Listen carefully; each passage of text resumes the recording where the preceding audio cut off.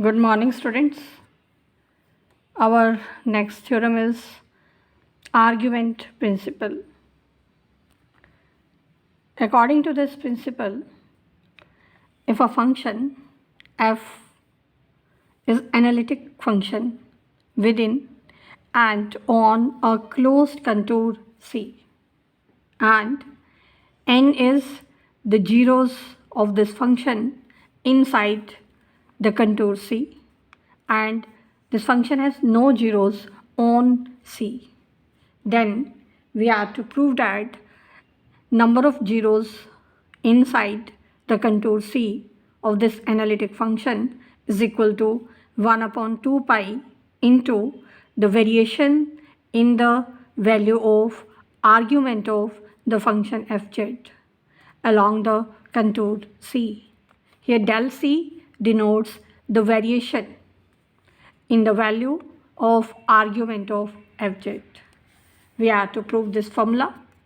Now to prove this formula, we will use the theorem which we discussed yesterday. According to that theorem, if a function is analytic in and on a simple closed contour C, except for a finite number of poles inside C, and the function is non-zero on C, then 1 upon 2 pi iota integral over the contour C of the function f dash upon f, that is n minus p. N is the number of zeros and p is the number of poles of the function inside the contour C. Now here, in our present case, because the function f is analytic function on the contour C and there is no pole inside C and n zeros inside C, p is 0, so this formula will become 1 upon 2 pi iota integral over the contour C f dash z upon f is equal to n. N is the number of zeros inside C. Now because f dash z upon fz, this is the derivative of log of fz, so we can put this value here. So this equation becomes 1 upon 2 pi iota integral of derivative of log of fz with respect to z. This is equal to n, multiplying throughout by 2 pi iota. This will become integral over the contour C of derivative of log of f of z is equal to 2 pi iota into n. Now this integration is cancelled with derivative, so we are left with value of log of f of z along the contour C is equal to 2 pi iota n, and therefore the variation of log of f of z along the contour C is 2 pi n iota. Now let us find the value of log of f of z. In general, if we have a complex number z in the polar form r e raised to the power iota theta, then log of z will become log of r plus log of e raised to the power iota theta, and this can further be written as log of z is equal to log of r is the model of z, so this will become log of z mod plus iota theta. Theta is the argument of z, so log of z can be written as log of z mod plus iota into argument of z. And if we replace z by f of z here, we get the formula for log of f of z. So that will become log of f of z is equal to log of f of z mod plus iota into argument of f of z. Now we can substitute this value here. So we get the variation of log of f of z along the contour C, that will become variation in log of f of z mod plus iota into argument of f of z is equal to 2 pi iota n. Now because this function log of f of z mod, that is single valued function, so it will remain constant throughout the contour, so the variation in this part that will be 0. So we are left with the variation in iota into argument of f of z is equal to 2 pi iota n. So from here we have obtained 1 upon 2 pi into variation in argument of f of z is equal to n. So this completes the proof of augmented argument principle. Our next topic is residues. Let us define residue at a pole. Let us take a single valued function f of z having a pole of order m at the point z is equal to a. Now because this function is having a pole of order m, so by definition the Lorentz expansion will have m terms in the principal part. So we can write the expansion of this function given by f of z is equal to summation an into z minus a whole raised to the power n, where n varies from 0 to infinity, plus summation bn into z minus a whole raised to the power minus n, where n varies from 1 to m. This part is called the principal part of Lorentz expansion, and we can see that it contains m terms. Here this an and bn, these are given by 1 upon 2 pi iota integral over c of the function f of z divided by z minus a whole raised to the power n plus 1, and bn is 1 upon 2 pi iota integral over c f of z divided by z minus a whole raised to the power minus n plus 1. Here C is the circle with center A and radius r.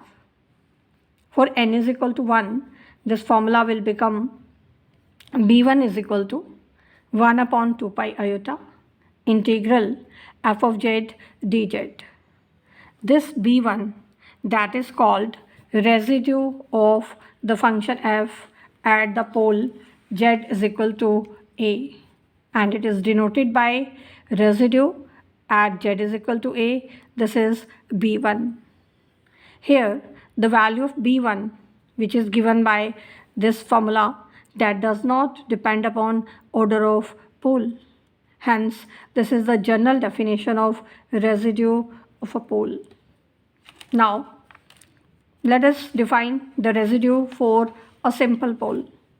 If z is equal to a is simple pole means pole of order 1, then the Lorentz expansion of the function f will contain only one term in the principal part. So its Lorentz expansion can be written as f of z is equal to summation an z minus a whole raised to the power n, where n varies from 0 to infinity, plus b1 upon z minus a. Now from here we can find the value of b1. As z approaches to a, this part will become 0. So we get the value of b1 given by limit z approaches to a of z minus a into f of z.